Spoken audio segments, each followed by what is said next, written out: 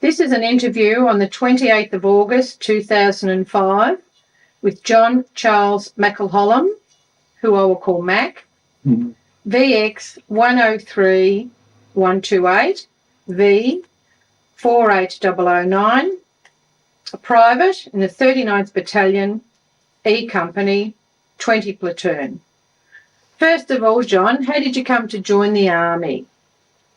Well, I got called up with the usual calling up, and I know went up into Mount Alexander Road to an army place for a medical and that sort of thing, and then went. And that was in the 58th Battalion? That was the 58th Battalion then. And where were they based? When I first joined them, it was up Travel Way. No, we went down to was it Mount Martha? Malcolm, and then from there they wanted to put some Yanks down there, so they sent us up to Travel. And what was your training consist of up there? Mainly on the old Vickers guns, and did a lot of route marching and, the usual bayonet practice where you rush along, stick a bayonet into straw bags hanging from poles and things. Just the usual basic training, and learning about the Vickers guns and how to strip them down. So you're also in machine gun company in the 58? I don't know. I can't remember what company it was with, mainly, but I'm forgetful over the years. And it was a militia battalion? It was a militia battalion, the 58th. We went out on a couple of bivouacs and, played sort of martial games and that, And do you remember a few of your mates who you were with in the 58th? Yeah, mainly Dave McCullough, Kenny McLaren, there was an Norm Whitehead there, and an Alan Lanigan. They used to call him Dada. He was the eldest one of the lot, But they were the main ones from the tent I was in. And then we all volunteered, when they formed the 39th. We're going to form the 39th Battalion. So you actually remember joining the 39th? Yeah, joining the 39th, and it was at Darley. And what do you remember about the camp at Darley? It was the first time it's sort of been in huts. That was the main thing. And even at Darley, there were slit trenches dug outside the huts. There'd be no bombing there at all, but there was always talk that might be one day. And there was, and at Darley, we did a lot. The usual things, basic training and route marches, and had a few lectures about the Vickers gun and that, But, so why did you actually join the 39th? Did you know they would be going overseas? Well, we suspected they would be. Suspected they'd probably go to New Guinea because somebody had found out that the 49th Battalion was already up there, up in Moresby, and thought that they were a Queensland battalion, and they sort of guessed that we'd take over from them. Did you remember any conflict while you were at Darley between the AIF and the militia? No, none at all. We seemed to be isolated from them. Even when we went into Bacchus Marsh once or twice, never struck any of them. The only time we went in, everybody went to the pub, of course, but in fact, I didn't know there was any AF around up that way.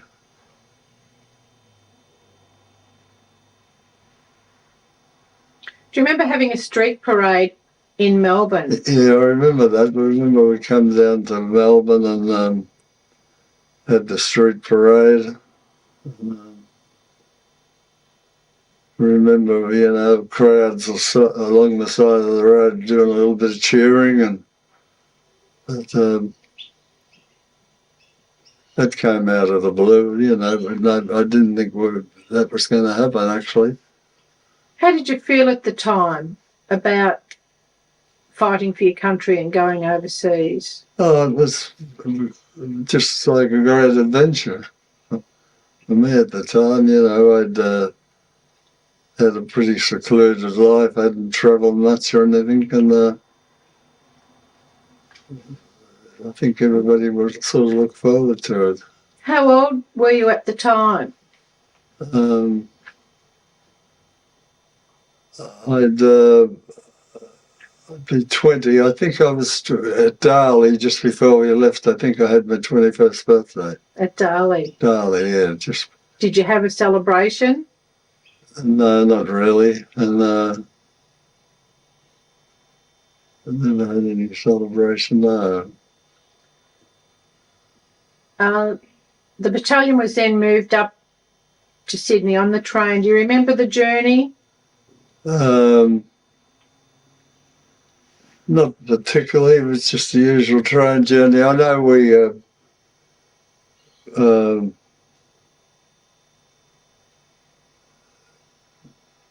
it was just an ordinary train journey, really. It took, I think, a night or a day or something, and I remember we went down to Circular Quay to get onto the boat. But nothing particular. How did you feel when you saw the Aquitania for the first time? Thought, quite a big ship, and when we went on, wondered about sort of how long it would take and that, and but it was spontaneous. I don't know who started, but that's when everybody started singing Goodbye Melbourne Town, and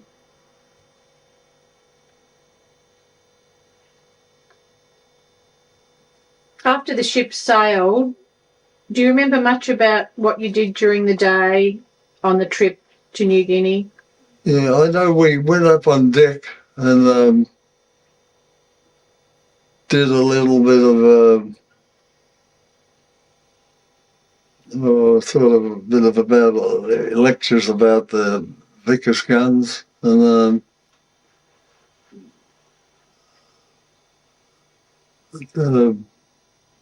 I know it was a bit of a break coming up there from the bowels of the ship. We're in like a great big hold, and I've been in a hammock there, and I think all around us there was rifle.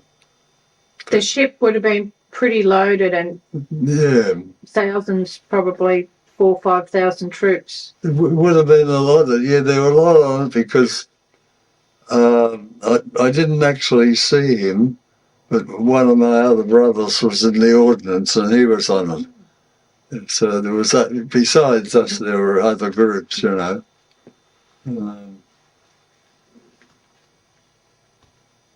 I think the journey took about 8 days. Yeah, and we did have a naval escort. I know there was a couple of Australian boats, like sort of escorted us. What did you remember when the Aquitania arrived in Port Moresby? The main thing was some of the natives came out in lacquer toys, the boats, and people were throwing coins over, and they were duck diving for the coins and that, yeah. And did you remember going ashore? Went ashore, went ashore getting on towards evening because twilight, came very quick there. And that's when we went on a bit of a march down to the 7 Mile Drum. Do you remember the march? You remember the march, yeah. And what was the morale like of the boys then? It wasn't too bad at all because, we didn't sort of know what was coming up. And when we got there, they put up, the tents had been taken out and we put them up. And then I think just after that we started going across the hill to the drone, to prepare for drone defence. When you first landed, what do you remember your first duties being? What sort of jobs did you do? No, I can't quite remember. Not really. You were camped at the drone? Camped across, just more or less at the drone, but over the hill at the back of it. And I know we used to take turns in going up over the drone to the drone because there was quite a few pits with machine guns mounted on them and poles that had been put there by the ground staff at the couple of planes that were up there.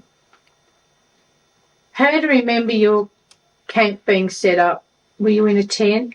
It was in a tent, and it was pretty basic, and I think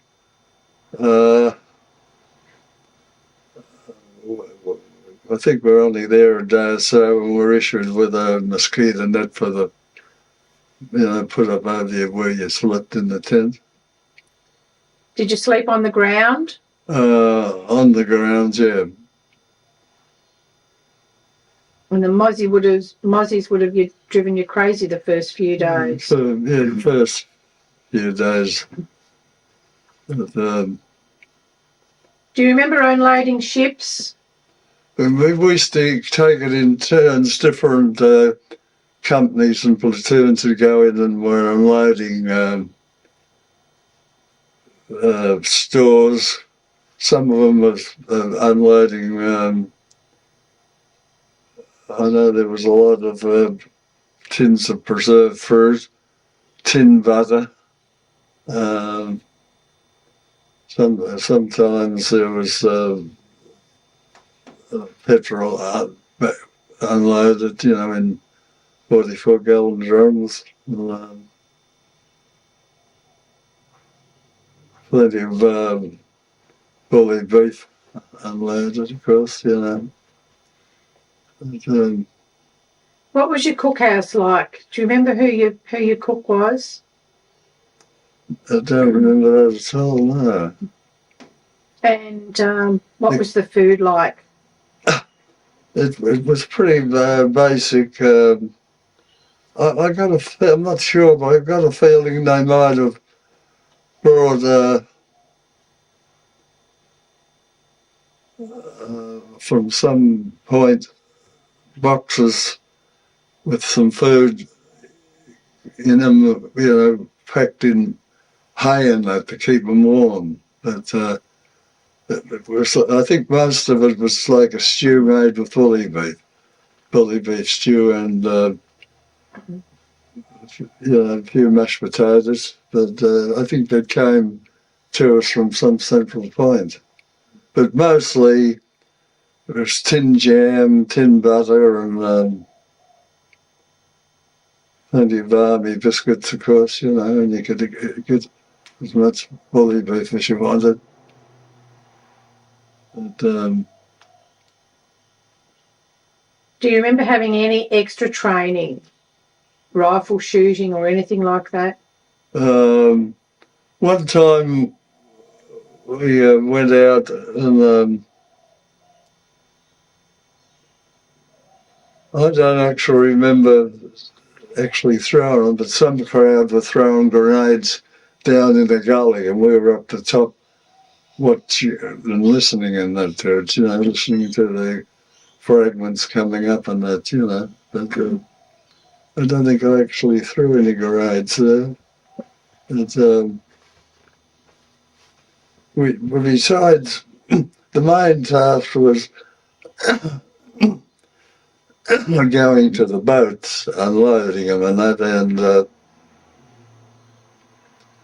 digging a few trenches and things. They'd say, oh, if the Japs ever come here, they might fight for that hill. And I think it was more or less to occupy us, We'd be digging trenches while some other crowd was watching for the drone, in case they come over and dropped a few parachutists on the drone or something. It was mainly to keep us occupied, I think, and did a hell of a lot of digging, digging trenches really on the different hills. I remember once when we were unloading a boat and on a little bit of a wharf, and we used to get about 20 minutes warning of an air raid coming. That was from, crowd up in the hills and see him come over the north coast. And they'd say, oh, get off the little bit of a wharf up to the hill. And up to the hill there was a lot of trenches dug, and went up into there watching, and then the planes had come over and dropped some bombs, and they were trying to get the shipping, but they were that high they never did too well. Only one day they hit the main ship. Fortunately, it wasn't our day, to be honest, and I think they killed about 10 of our blokes under Lieutenant Money on the McDewey. And after it was over, there'd be dead fish everywhere for a bloody mile, and they'd grab them up for the natives to get them or send some to a bit of a hospital under canvas. And but one day they had two flying boats moored in the water. They could only get Catalans, they were. They had a top speed of 180 miles, and they used to go over overnight and drop a few bombs on Rabaul, where, the Japs were. And one day we got warning that, there'd be a raid in about 20 minutes. We went off the boat, went up the hill, got into a trench, and a Zero came in, flying very low. It was a beautiful sight. And it fired at the Catalinas, and it destroyed one of them. There was a couple of ground staff working on the Catalina, and they dived over and were swimming to the shore about 150 yards to get away from the Zero, and the Zero burnt right down, not the Zero, the Catalina burnt right down to the water, and there was green and red explosions coming from it. There's very lights and different things on it, but it burnt right to the water. The whole lot was, and these blokes were pretty lucky, the ground staff, that they made the shore all right, but it was after the plane, not them so much. It just got a bit of, it was, it came in, it was just like something you'd see on a film. Quite a sight. And that was one plane less we had then, the Catalinas, but there's no much of the Zeros, of course, but they only used to go over the nights, We didn't get a fighter plane for months later. Well, we got some planes came up The Kitty Hawks. Kitty Hawks, yeah. And I think the first one that came up, the squadron leader, everybody opened up on them, you know, and it took a few bullet holes in it. And I think just after that he went up again and shot down a reconnaissance plane. That used to come over every day and fly around, you know, taking photos and that. How did you feel once the Kitty Hawks arrived? What was the feeling among Oh, the everybody, boys? there was quite a bit of elation about that, yeah. I think the next highlight was we heard that there was convoy of Jap ships coming with about 18,000 troops on it. And I saw this American plane came in and it landed on the drum to get some fuel, and it come from the Coral Sea Battle. And that really saved us, I think. If they had landed there was only about 2,000 of us, I think, all told, and there was supposed to be 18,000 up on their way to Moresby. And, you know, wouldn't have lasted very long, I wouldn't have expected, and but it sort of saved us, you know, at the time. But you remember seeing the Yankee plane, you know, they had the star on it where we had the, you know, the round thing on ours. And it was just in to get fuel. The activity of the airstrip would have gone up a lot once the Americans started landing and taking off. Yeah. Yeah, there was a lot of activity there. When the Yanks first came, they came with a lot of Negro troops. And at that particular time, they didn't let them do the actual fighting. They were more or less just driving trucks, bringing in supplies and things, you know. It was a bit later on that they actually became combat troops. They weren't at that particular time, you know. What do you remember about your life in general? What did you do for any entertainment? Do you remember getting letters from home or parcels? We got a few letters. There's no real entertainment.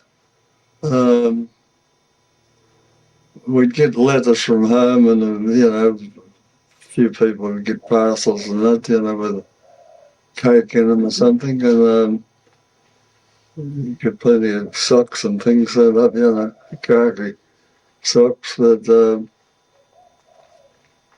there was only one night, I think, early in the piece, we had a bit of a concert, and that was put on by these Yankee dark people. You know, they had some good entertainers, you know, singers and things. And I remember we were all laying on the ground listening to them, you know. That was the only sort of concert we had, I think. Were you still with the same friends you joined up with, or had you been split up? No, it hadn't been split up then. And, you know, by then you knew all about them and their families, and, you know, you told them about yours and that sort of thing, and what they did in civil life. And that, What would you do at night? at night, there was practically no twilight there, you know. It would be bright daylight one time, and you'd have about a quarter of an hour of dusk coming, and next thing it was pitch dark, you know. And some of them had used the tin butter. They'd put a bit of a, you know, a special material you'd clean your rifle barrels with over a wick and use them as candles. So that, you know, the butter had melted, and you know, it was a candle, and someone would be trying to write a letter by that. You know. But, About July, the Japanese had landed on the northern coast, yeah. and you were then told that you'd be heading off over the Owen Stanleys. Stanley's, How did the men feel about that? Oh, I think they got, a bit excited and they wondered what things would be like and that. And there was a rumour went around the place that there was a gap and a company could hold it and, you'd be able to keep the Japs out. But when we got up there, the bloody gap was about half a mile wide. And there wasn't a hope in the world of holding it, against so many men as they kept building them up. What do you remember about walking up and the track? Yeah, I know some parts there, you had to lean right over, grab a bush and pull yourself up. Otherwise you'd fall because you was loaded down. I was carrying, I had a rifle and I had about 7 additional bandoliers, cloth bandoliers of 303 bullets. And I think each had about a dozen clips of bullets in each one. I had about 6 or 7 of these bandoliers. And but on the way back, the AIF had landed and their sappers were coming up in these places where we had to pull ourselves up with pushers and that, or you'd fall back over. They were cutting saplings and making steps. So on the way back, they were all practically steps, that you at least could walk down, They were doing a pretty good job there. And, At this time, were you still with E Company? no, this time I was with A Company from the very inception. And But the day before we left, that's when they sent me to A Company, and some of the others would go to other places. Some of the E Company didn't go because they'd landed a few bring gun carriers, and around Moresby there was a fair bit of savannah, and some of them didn't go across. They were training on the bring gun carriers, but quite a few of us, went to the different companies. So at this time you were with A Company? A Company, yeah. And do you remember who your corporal was? Yeah, this was Royce Williams, and Bill Guest was this particular sergeant, and I know Dave Reed was one of them that, because, he got killed and didn't make it back. How long did it take you to walk up to Kokoda? Oh, it took quite a few days. You'd walk sort of down one bloody hill and up another, and at the end of the day, you hadn't walked very far, really. And I know a couple of times I got sent back down with the natives to get water for the cooking, and when you got back up the hill, they cooked a lot of rice in sort of kerosene tins for the natives. They sort of lived on rice, and they cooked us a bit of bully beef, sort of made a stew out of it. But we had to go down with the natives because the other natives would have killed them. Once they got out of a certain area, they were in another tribe's area, and I know one part there on the way up, a wild pig come across the track, and one of the blokes in A Company had his rifle and he shot it and killed it, and the natives that were carrying some ammunition and that for us they descended on it and they had it cut up in no time, and they carried little tins like they were, preserved fruit in that tins, and they had bits of bloody pig in that. And the other neighbours would have killed them for it because they were on their tribal grounds, and so that's why we had to go down with them to get the water, because and also the natives knew you was coming all the time. You could hear their drums going. You didn't see them, but you heard them. And you'd come to a village, you'd be walking through the village, and you'd look in a few of the huts and you'd see these old men full of bloody, leprosy. I don't know, sort of a tenure all over them, You wouldn't see any women or kids. They'd been sent out into the bush earlier, when they knew you was coming, but you wouldn't see them at all, You'd only see these men. And I can remember one part there, we crossed a bit of a field, and it had been cleared one time and then overgrown again, but on it was just masses of passion fruit, only as big as acorns, wild they were, and they'd spread right across the grass. And you'd get a mouthful, you'd have to eat about 2 dozen of them or something. But you'd never see any women or that, kids at all, only the men. The drums had warned them, I think, that you was coming. How did you sleep?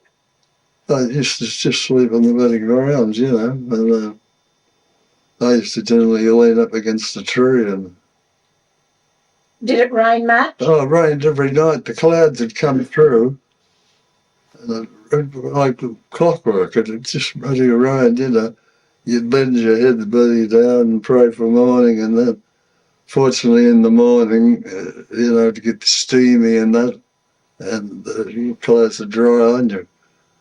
But I never had any underclothing at all. I don't think a lot of us did, because everybody had a touch of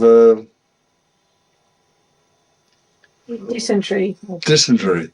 And, and underpants were caked with old dirty crap and that, and you'd finish up throwing them away and that. But that as the morning came and got humid, that you dry out in no time, that was good, that part of it, When you got to Kokoda, what do you remember about the battle? The first thing, just before we went down, they said, you're going down in the morning. There's an Anglo bloke that lives up there, all his life's going to lead you down the secret way or something, which turned out to be up and down creeks and that. But just before then, Damien Para came up, and he was going to take some shots or something. And with him was the Padre bloke, our Padre bloke, Nobby Earl. He said, you're going to go down and chase these buggers back into the sea, which didn't happen, And Damien Parr was going to take some of the shots and that, which he did later on, I think. But he finished up getting killed up the Gilbert Islands. But this Anglo bloke, he took us up creeks and we were working this way and that way until we got to Kokoda, and it was really on a plateau. We climbed up about, must have been a good 12 feet from the creek and into the rubber plantation. The trees were all set out, spaced out properly, and I said, fix bayonets. You're going to go for the rubber, and at the back of the rubber there's another plateau, and there's some huts there the Japs are in. And I remember fixing bayonets, going about 20, 30 metres. I looked behind and I saw our officer, I don't know who he was, captain, behind a rubber tree looking out like that at us, I don't know who he was. By then I'd only been with them a day and a half or 2 days or something, not counting the trip over. And fortunately we get through the rubber and I can see the couple of pillboxes slit through. I'm thinking, the buggers are going to open up any tick of the clock, and they didn't, getting closer and closer. And the next minute, about half a dozen Japs come running out of the huts, run down the back and over the bloody side into the jungle. I thought, this is very good, It turned out they had left, I don't know whether they were sickies or just Koreans that had carried stuff from them what. But while this was going on, I could hear all the shooting back up in the jungle somewhere.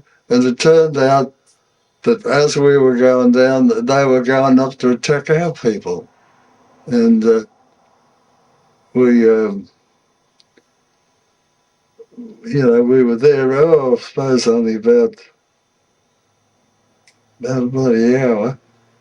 And we sent some of our blokes had gone out to the bit of a drone through a little bit of jungle, the drone to more or less take that, they reckon. And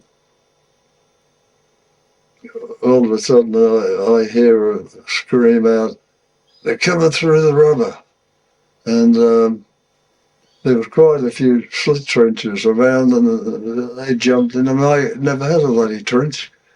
I couldn't find one. I got to a path and it was a path that had a bit of a trench. It was only about a foot deep, and it was one they were using for, Japs had been using for a latrine. That was the only bloody thing I could find, It was under a coconut tree, and there was a path coming up to it,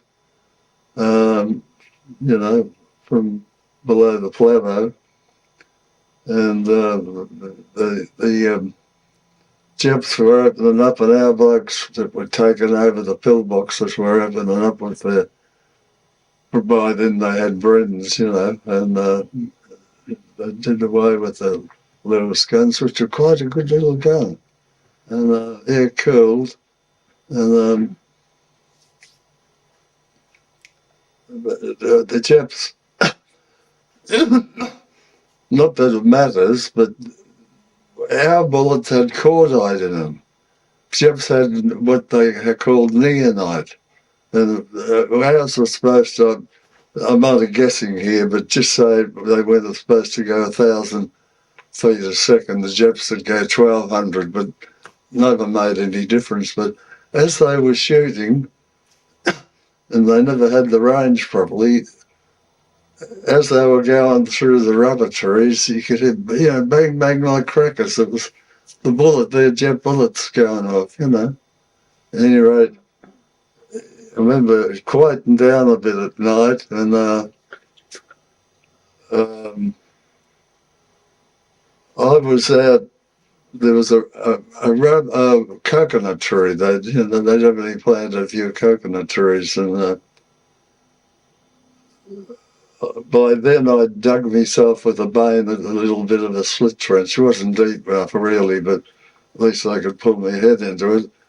And it must have been about, I don't know, just a guess 2 or 3 in the morning. Everything's quite the bloody coconut crushed down near me, about a few feet away from me, and frightened the hell out of me. I remember that, out of the blue. And then, as daylight came, the battle got thicker again, and then as evening was coming, that's when they said, we're out of ammunition and we've got to get out of the joint. And they said to me, take hold of the pole, and I got one of the poles and put it on the shoulder. I was always skinny and had bony shoulders, and Mr. Bloody well hurt my shoulder. I clambered down, to to get across into the creek, into the jungle. And that night we only went in, Jesus, only went in about 50 or 60 yards, and it was too thick and you couldn't move. And we just laid down in the mud, about 6 inches of bloody mud, tried to get a bit of sleep. And the Japs came, took the plateau, and they came to the edge of it, and they were shooting all wildly into the jungle. But fortunately, they didn't hit us. They must have been shooting too high or something. But you could hear the bullets going off, all around the jungle, because we were laying on the bloody muddy ground and that. And when daylight came, that's when we went, got away further. Was Royce Williams with you then, or? No, he was one of the ones that stopped behind to delay him to let us go, because he had the Thompson gun, and he was killed. He never come out of that, unfortunately, Royce. At the time, the Australian troops, there wasn't a great number of you, and the Australian troops did pretty well, actually, considering. Well, they did. There was a New South Wales battalion came up after us, but they didn't do too good at all. They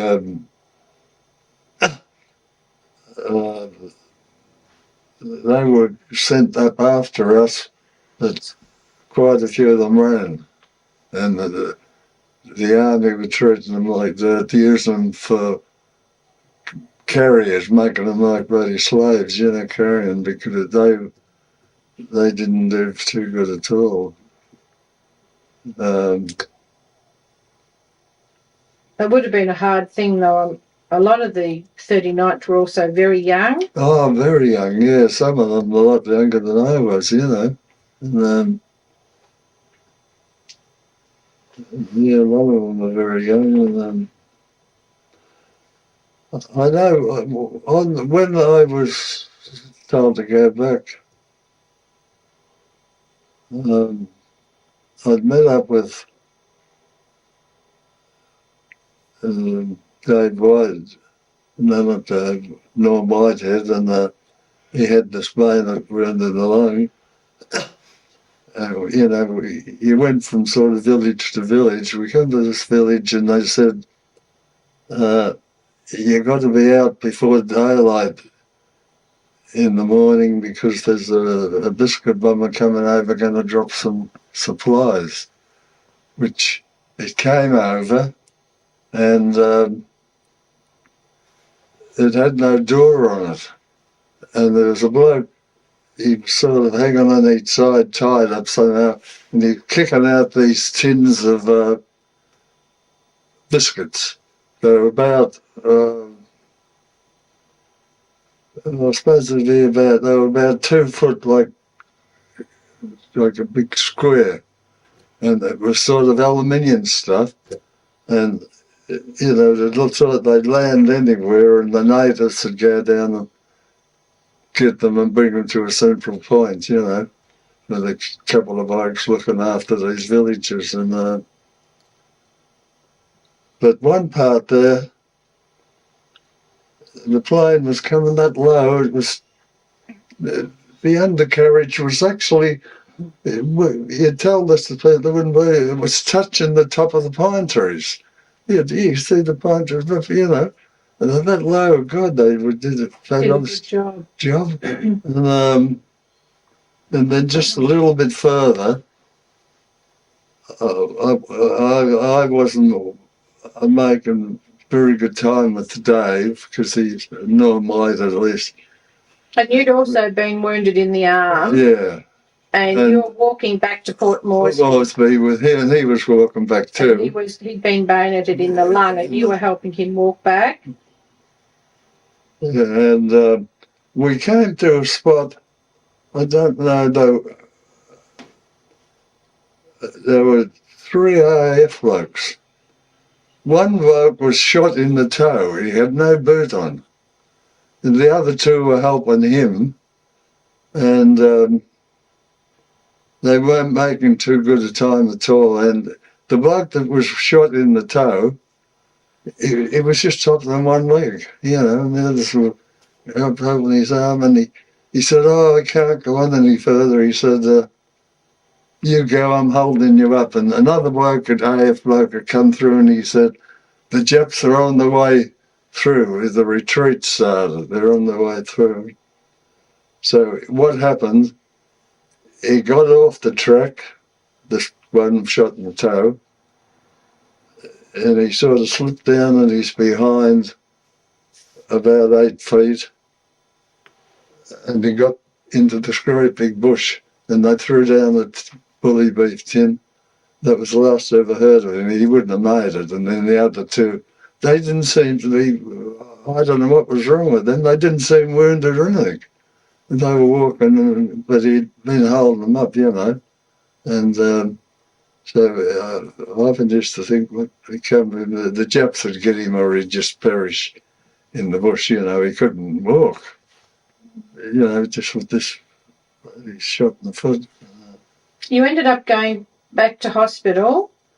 Yeah, and at Koitaki. Koitaki, I went, and I did too, but then that was a big hospital under tents, but they took him away somewhere else then because he was pretty serious,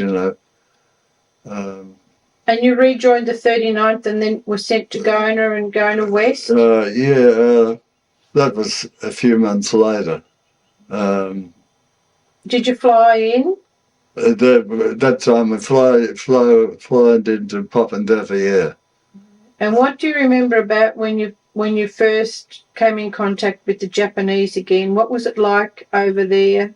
It was, at least it was flat, wasn't anybody else in it, but that was where I told you about the bloke was cleaning his false teeth, and natives just couldn't believe it. Tell us that story again. Yeah, well, they put me at the back of the, it was all perimeters then, and they said, you're one of the ones at the back in case they encircle us, to circle our perimeter, and that was where they reckoned Judy Garland got up a tree and was using a Bren gun to shoot some Japs or something, and the shooting had quieted down. We got down into the creek having a bit of a wash and that, and the bloke took his teeth out and was shaking them in the water, and the natives come along, with some supplies, a train, and they were all amazed, and they were pulling their own teeth, and when you come out, of course, they couldn't believe it,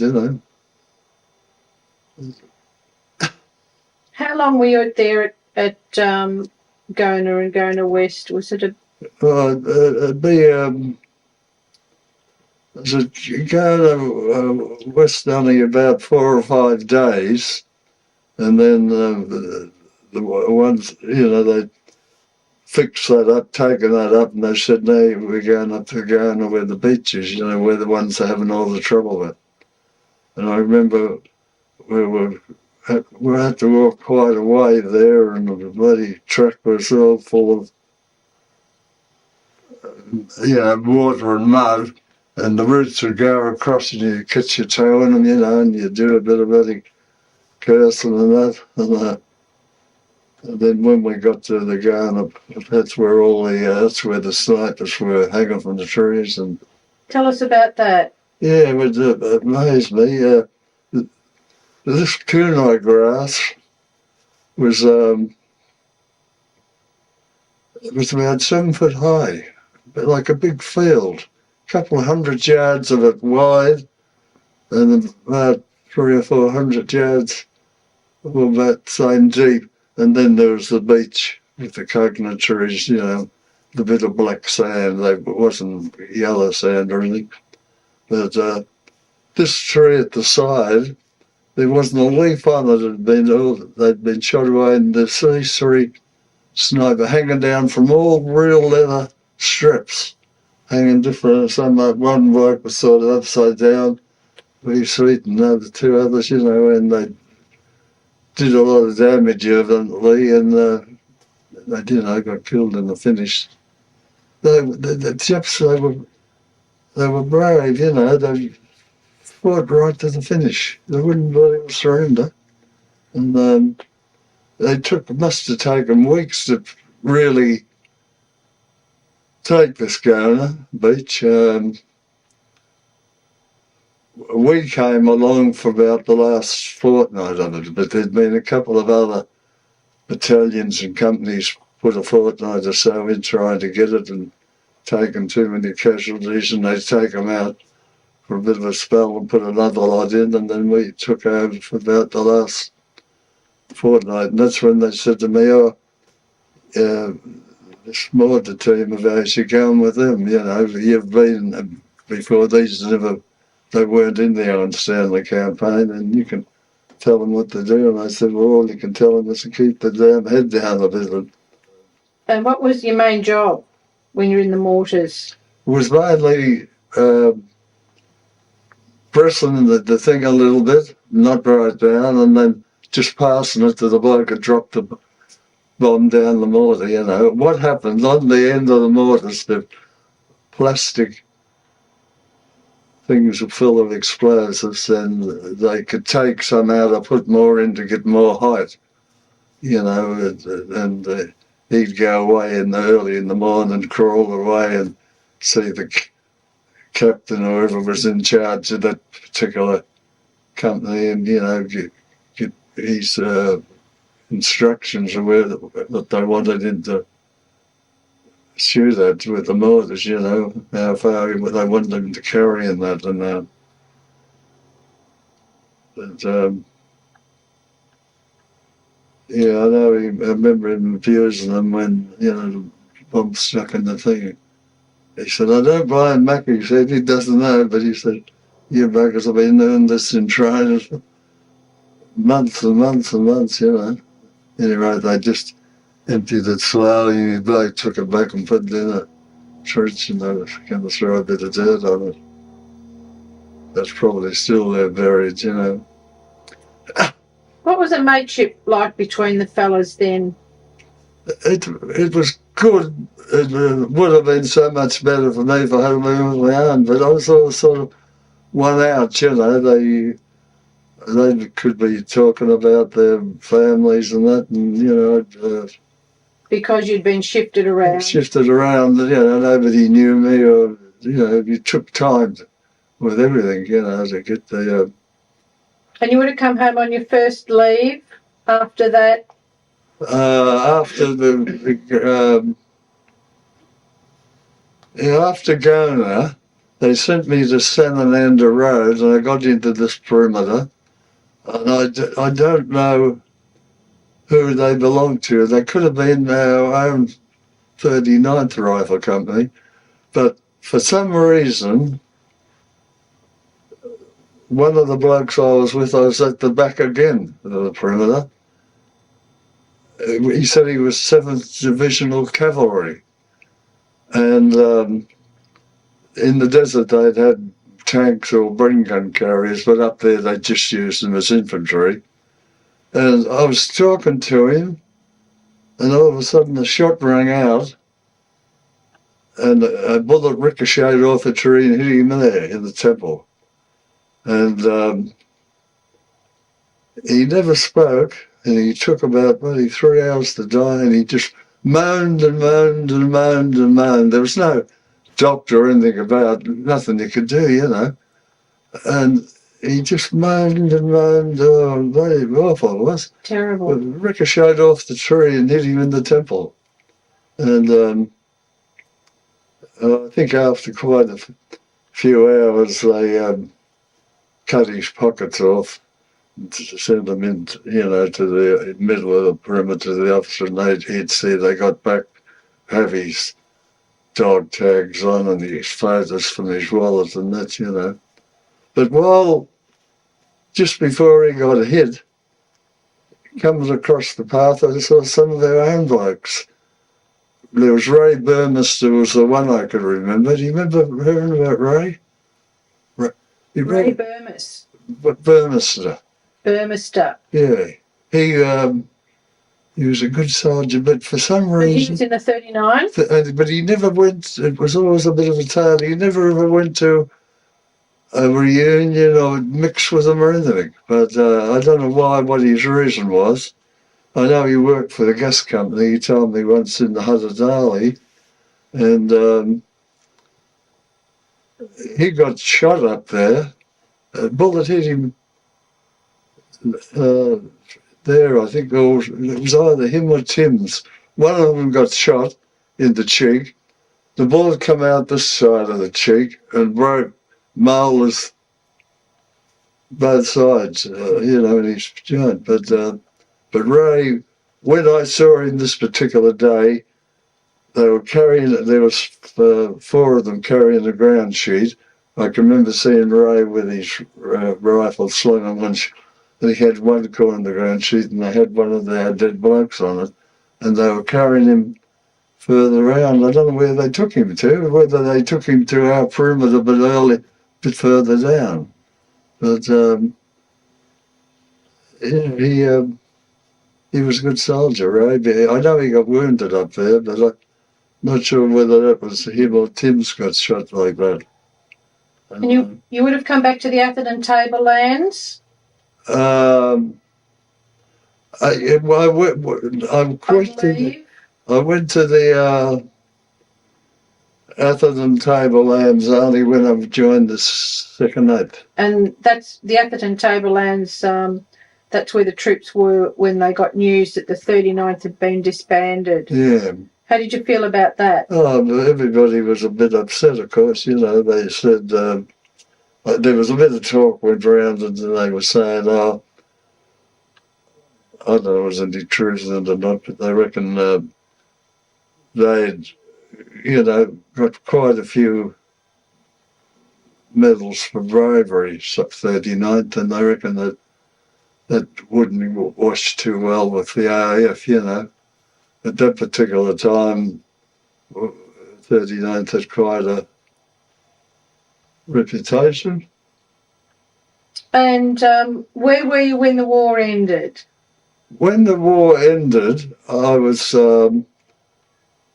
coming home between New Guinea and Queensland, and that was when I'd been with the 2nd Ape for quite a while, and we had a fair bit of action around Shibarangu, Mount Shibarangu, and different patrols and that, and the patrols, everybody only pay. You'd go out on a patrol and you always had one in front, a forward scout, and sometimes the Jeffs would let him through, other times they wouldn't, and you was sort of on tenterhooks all that time, and when it was over, if you did run into them, there was a bit of action, and then you get back and I'd always give you a tin of tomato juice. You'd look forward to it. Well, John, that brings our interview to a close. I'd like to thank you very much on behalf of the 39th Battalion History Group for this very interesting interview. Thank you.